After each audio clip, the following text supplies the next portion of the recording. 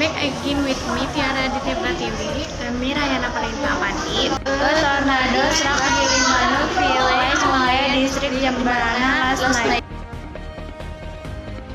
The comes into Asri and Asin neck both tonight my particularly to Prof Gilimanuk Village at Tony Wirahadi Kusuma said the incident occurred on 9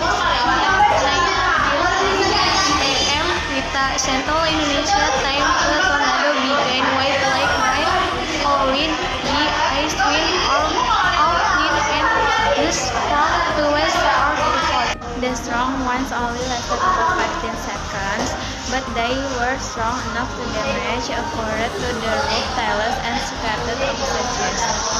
Tony said when contacted by Detik Bali on Thursday, September 25, 2025.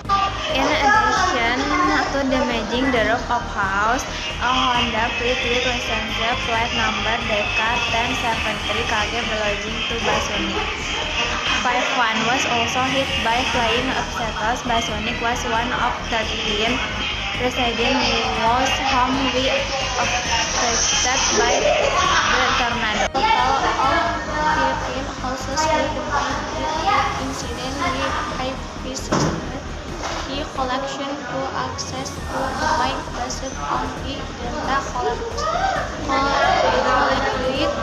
The material losses were estimated at 15 houses or estimated at around 15 million. Tony added the preliminary report has been submitted to the Jemberana Regional Disaster Management Agency (BPBD) for further action.